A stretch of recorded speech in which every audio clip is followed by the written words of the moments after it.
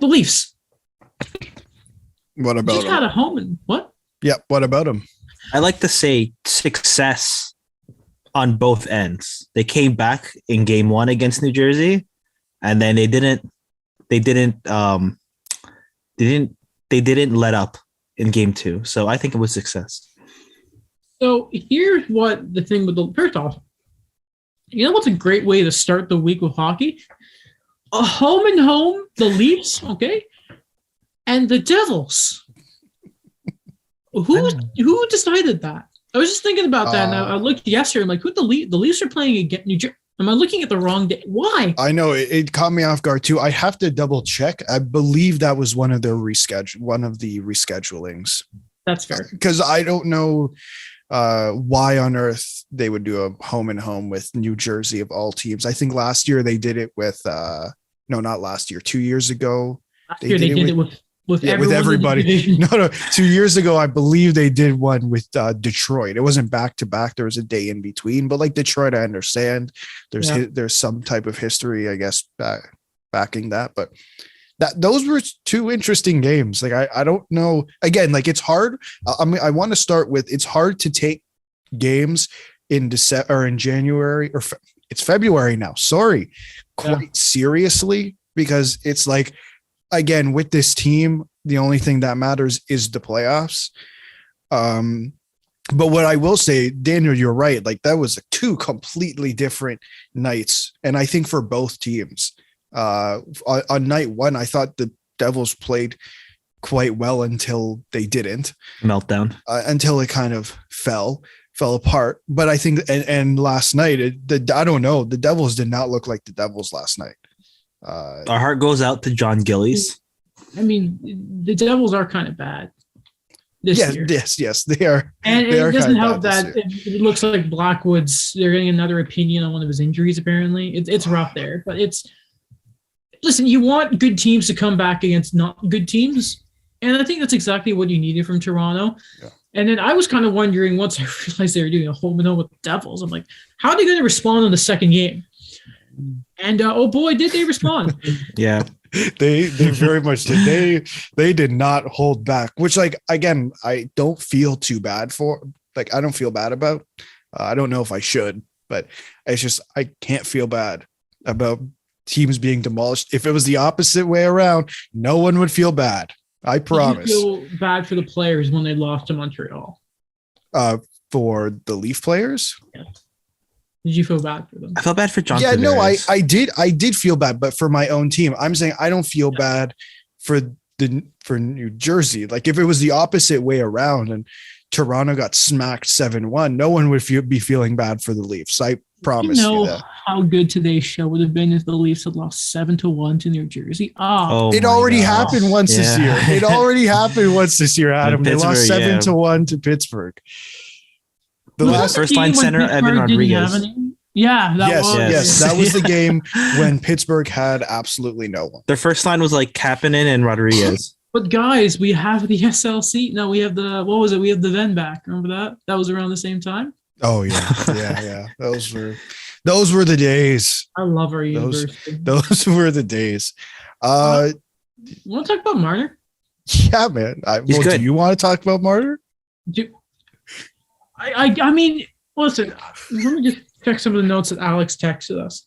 So, and he's on a 7-game goal streak, apparently. Yeah. 4 even strength, 3 on the power play. That was quiet, wasn't it? And 1 shorthanded goal, which makes sense because he's a valuable penalty killer, right? Yeah. He's fine. I mean, I told you, he's just not William Nylander.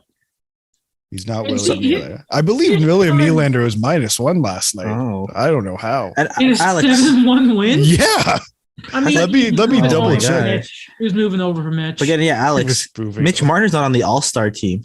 Listen, I can live with that. Listen, Tom Wilson's on the All-Star team. Okay, that I don't know if I can live with that. That I cannot live with. I don't know if you want to talk about that eventually. What does he compete in? The hardest hit.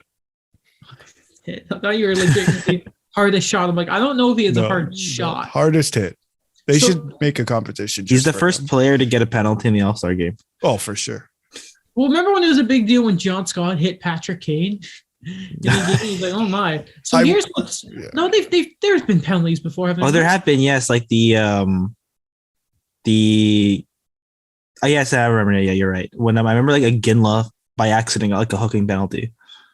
Who the frick's the ref there? And I want to say, oh no, it was Macaulay was joking that if he had called a penalty on Marshall a couple of years ago. Yeah. But no, listen, Marner can undress the whole team. My highlight is him throwing the puck over the glass in game 5. No, not game 5. Game 7. He did it in game 7, did he not? Was it game 7? Or game 6? No. It wasn't game 5. It wasn't game 5. It was game 6 or 7, I think. Oh, was it 6? Was I at the game? Let's go back to the footage. I think so. I think you were. Foley went on. Yeah, that was a great game. What the fuck? I missed the team being good. The entire second line last night was -1. Kerfoot, Tavares, and Nylander. Yeah, trade them. Speaking of trading. Yes. Not Mrazek. We talked about that last episode. That is so. I still don't understand, but that's okay. So Jack Campbell is becoming human now because regression is such a thing. But Alex has on the notes here that we should overreact, and he puts hashtag. I did not put that. I did not put that. I did not put that. I don't think it was Daniel either, but. Well, I didn't Mike had access to No, I think this was expected. I think we had the discussion about Campbell multiple times on this podcast. Like, I don't think he's an elite goaltender. Like he has hold on. No, he has elite performances, but he over a full season, I don't think he can play 60 games up to that level the way that other elite goaltenders can. I don't think that's being unrealistic. I think he can put up extremely good numbers. Would you like to know his career save percentage versus the Carolina Hurricanes? Sure. Isn't it not that many because we used the Western Conference for a while? Yeah, so I wanted to look up what his stats are lately. And so ESPN have this thing of Hockey DB wasn't the second option though, which is dumb. So I clicked on ESPN because obviously they have next game and they have here his goals against, his record, and his save percentage versus the Hurricanes. I think that's really nifty. NHL.com, could you do that? He has a .914 save percentage. They have it at 91.429. At how many games? 1. His save percentage was his goals against was 3.12. Oh, okay. Yeah. Was he already on the Leafs? Yeah, that was the Leafs. That was early in the season, right? I don't know. Or was he on LA? I couldn't tell you, but it's either way. Jack Campbell. It's just this was expected. He's still at 925. Yeah, no, don't get me wrong. He's a hell of a goaltender. He has saved this team countless times. But to say he was going to be, what was he at? Like a 935, 940? Yeah. Mm-hmm. Like it's unrealistic to say he was going to be that the entire season, whether he was rested or not. He's good. Like I agree. I think he's a good goalie, but it's just, I don't know. It's weird with him sometimes because like the sample for his career at where he's with his age, it's just not the same when you talk about other guys that put up these, above .914 save percentages. And for me, I think, good goalie, but not top tier. So I think currently there's a tier of Alex, you disagree with me? Vasilevskiy and Shesterkin. Hellebuck's not been great this year. And then it's those two and then everyone else. Mm-hmm. And then above all that is Carey Price, obviously. But no, he's a good goalie. I think he's still Absolutely. top 10. Absolutely. I don't want to go into the semantics of top 5 because I don't want to take us 20 minutes putting that list together. It will be a night. And we're gonna start saying like older guys, and then no one's gonna have a fun time. It'll be a night. We're gonna get a shouting match of Vasilevskiy versus Price, and I won't back down. But man, it is what's so annoying is I've just realized tomorrow's the last game and before the All-Star break. So Sunday, all we have to talk about. It's going to be the damn All-Star game. Will there be 32 thought headlines? I hope so. Might have Olympic updates on lineups on like expected lines. Maybe we'll see. Daniel, I don't want to wake up at 4 a.m. to watch a game. Maybe we'll do something fun. We have a new segment. Maybe we'll create some like fun content. Maybe there'll be other stuff. No, we have to watch the All-Star. I hate to do this, guy, but we have to watch. Well, the All-Star game is on the Sunday, so we don't need to watch that, thankfully, because I don't care about the game. But skills competition. Yes, we will watch. I have a funny thing. So what happened was, you remember when we were coming up with such random content when there were no games at all? Yes, I remember Bar Down, they had an episode where they just went on eBay and bought a bunch of stuff, like hockey-related stuff, and that was a segment. How much is our budget from our ads, Alec? How much do we have? Can we afford all three of us to get a meal at Kelsey's? Probably not.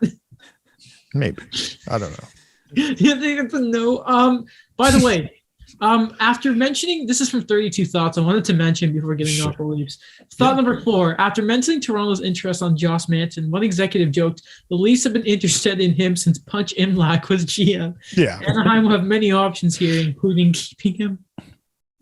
I thought that was just that's because this has to be like the second or third GM that's been interested in Josh Manson. What's the joke is I'm interested in Sidney Crosby. Everyone's interested in good players. Yeah, exactly. Oh God, you Leafs fans on Twitter. I really like Josh. Same. If he was left-handed, would he have had this much hype? No. All right-handed defensemen get like this extra like 5%. That's except the Olympic team under Mike Babcock because the left-right balance. Then they get an extra 100% because they have to be right-handed. 100% the press box. How are you?